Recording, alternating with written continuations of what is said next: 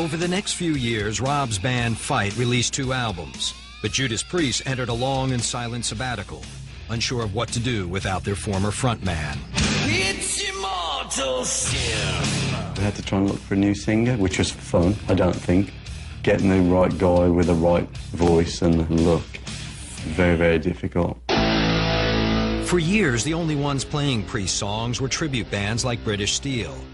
The group was fronted by Ripper Owens, a 28-year-old supply salesman from Akron, Ohio, and lifelong fan of Judas Priest. Break in the line! Let's break that law!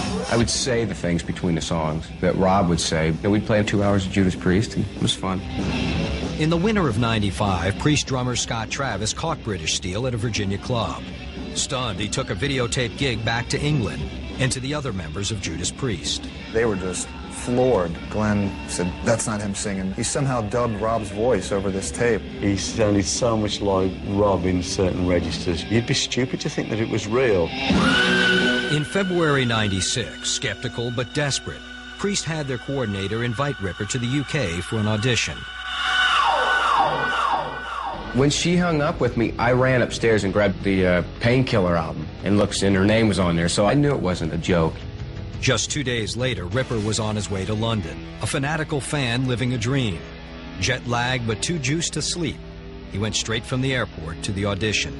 I'm surprised I didn't piss myself. You know, headphones on, guys behind the glass. Okay, here you go, sing. He sung the first line, and we stopped the tape. I looked at KK, looked at me, and we knew. As soon as we found Ripper, we knew that there was life after death. All we had to do then was get him on the new record. In October of '97, Judas Priest was raised from the dead. Their new album, Jugulator, ended 7 years of silence. Going to By then, Rob Halford was going through major changes too. After disbanding Fight, he formed a new band called Two and decided to finally come clean about his sexuality. Who put all this dirt in the machine? It's important to let yourself out of the closet. It's like setting yourself free out of jail. People can't touch you when you set yourself free. I had the interview with him, and one of these questions happened to be, if you could sleep with anyone famous, who would it be? He looked at me with a completely straight face and said, Howie Long. The day after that interview in February '98, Rob officially came out. I've been a gay man all of my life, and that it's only been in recent times that it's an issue that I feel comfortable to address. By announcing his homosexuality on MTV, he forever changed the public perception of the metal god.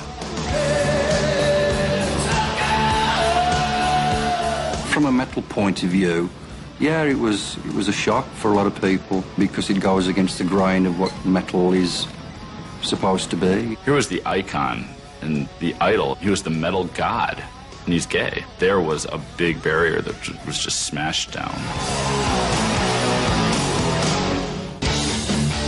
Next, Priest's new life.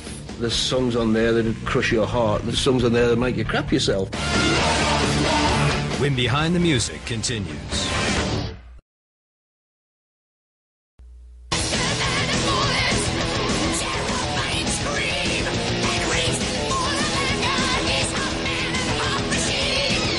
Almost 5 years after their messy separation with Rob Halford, Judas Priest suddenly had new life. In 1997, cover band crooner Ripper Owens made the unbelievable transition from fan to frontman, and Priest was reborn. I can never quite stop believing that he came along. It's like fate invented this whole scenario. For Rob Halford, too, it was a time of renewal, as he was finally relieved of the burden of hiding his sexuality from the metal masses. Once I got through the trauma of realising who I was and accepting who I was, it was all plain sailing. And I was just delighted and to some extent surprised, because my fans, you know, to see how they handled that issue left me feeling great. The understanding, the acceptance was just tremendous. In the months that followed, Rob continued to break down barriers. In '98, his new band, Two, released Voyeurs,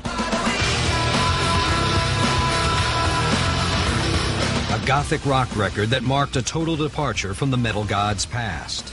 I knew this was going to kick up a stink and be attacked by the metal community, because for the first time in all of my years of metal, this was not a metal release. Fans were disappointed with Rob's new direction, and he quickly canceled a tour with two. At a crossroads, Rob ultimately decided to make a return to his hard-hitting history, forming a new metal band called Halford, and releasing Resurrection in the spring of 2000. He just said to me, I've decided I'm going to go back to my roots, to, you know, what I'm really good at. It was literally like, you know, Rob's back, you know, the metal god is back. Once I started, I couldn't stop. It was like pulling the plug out of the bathtub. It was cathartic. I've always found it really difficult to convey my feelings and my emotions. And thank God I've got my music to do that, because if I couldn't do that now, I'd be in a mental home. Having rediscovered his hard-rocking roots, Rob felt the need to reconnect with his former mates in Judas Priest. He says he is still troubled by the circumstances of the band's breakup. I still lie awake at night wondering why that happened or how I allowed it to happen. He sent a letter saying it's stupid for us not to be friends and to keep hurling insults at each other all the time, you know. In March 2000, Rob invited his old friends to his parents' 50th wedding anniversary back in Walsall. Glenn Tipton was out of the country, but KK and Ian showed up to greet their former frontman. And I hadn't seen Ken and Ian for 9-10 years. It was as though we'd been together yesterday. We had some good talking to do and laughing. Just totally buried the hatchet. In the summer of 2001, with their past patched up and their future filled with promise, Judas Priest released their 17th album, Demolition. I am the voice you dread, screaming out inside your head. We're coming out with some of the best music we have done ever, I believe, with Demolition. There's songs on there that, you know, crush your heart. There's songs on there that make you crap yourself. 30 years after they began, there is no telling where the Priest story will end, but their legacy as true heavy metal trailblazers is already secure.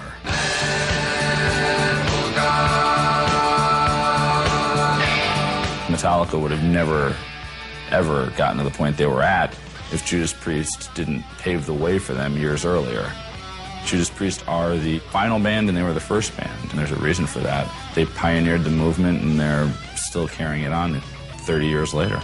They can just go on forever. I think they will, until the legs finally go.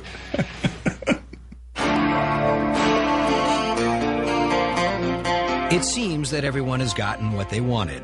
Judas Priest is still carrying the banner for headbangers around the world.